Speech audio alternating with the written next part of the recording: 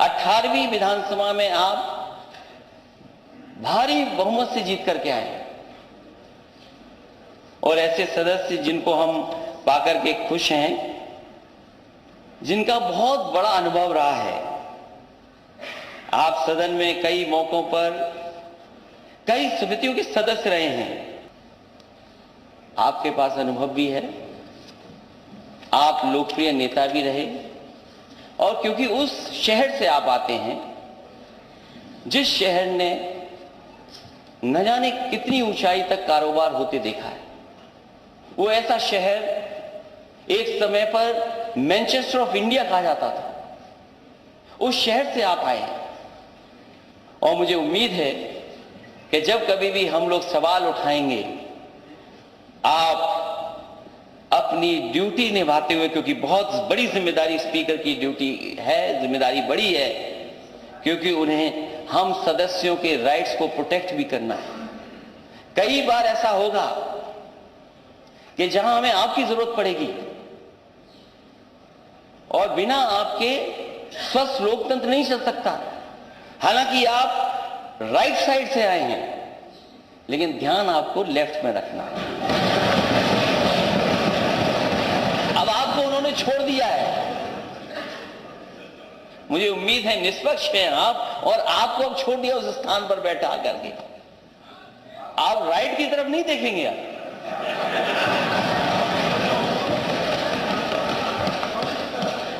आप केवल लेफ्ट की तरफ देखिए।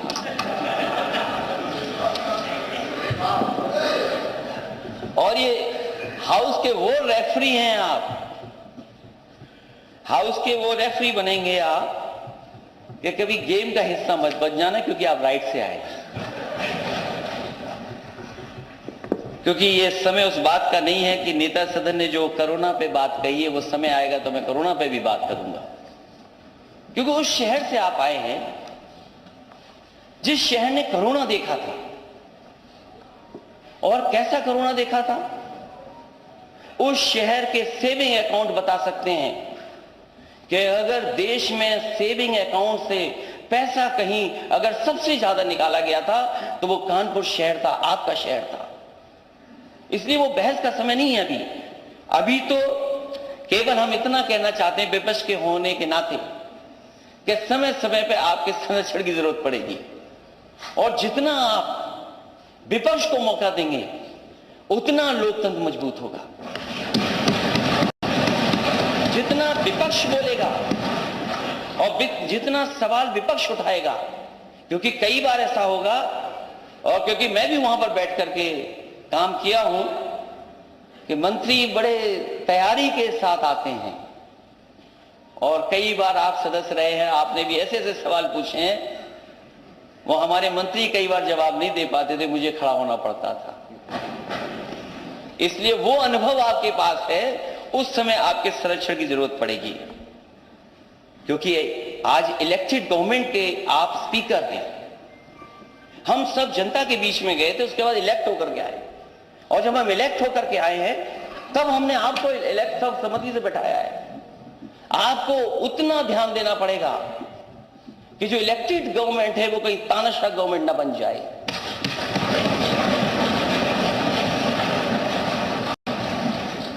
इसलिए जहां आप लगभग 35 देशों में घूम करके आए, ये बात तो मुझे पहले पता होनी चाहिए थी अध्यक्ष महोदय, ये बात तो मुझे पहले जानकारी करनी थी। आपने प्रयास नहीं किया ना।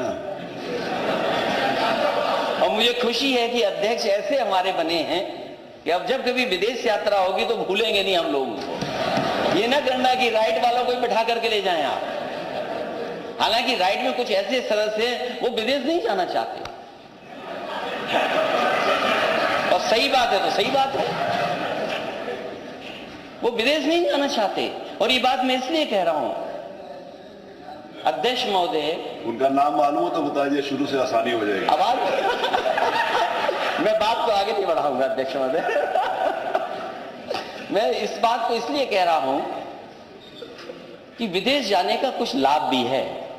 मैं उन लाभों की बात नहीं कर रहा हूं जो कभी कभी कुछ लोग उठाते हैं सवाल। ये जो एक्सप्रेस वे की बात नेता सदन कह रहे थे, मैं यकीन से अध्यक्ष जी कह सकता हूं अगर मैं विदेश नहीं गया होता तो शायद देश का सबसे अच्छा एक्सप्रेस वे नहीं बना पाता, और मैं अगर विदेश नहीं गया होता तो शायद आपके शहर को भी मैं मेट्रो नहीं दे पाता। और जब मैंने विदेश की बड़ी बड़ी इमारतें देखी, आज तो हम ये जो इमारत जिसमें बैठी है ब्रिटिश जमाने की है, ये हमारी आपकी नहीं बनाई हुई है, किस जमाने में बनी थी।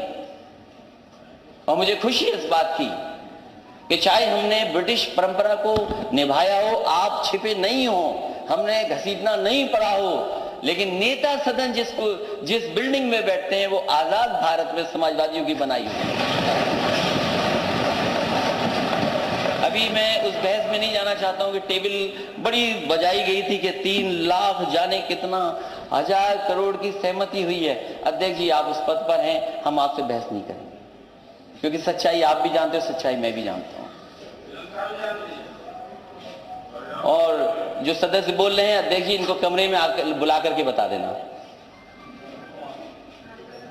अध्यक्ष महोदय, जो माननीय सदस्य बोल रहे हैं, मैं आपसे कहूंगा कि अपने कमरे में बुला करके उन्हें दिखा दीजिए, तो शायद मेरी बात का यकीन न माने, आपकी बात का यकीन मान जाए। मैं इन्हीं शब्दों के साथ, मुझे खुशी है इस बात की कि एक बहुत अनुभवी व्यक्ति और एक ऐसे अध्यक्ष का मुझे बधाई और धन्यवाद देने का मौका मिला है जो समय और आज की परिस्थितियों को समझते हैं।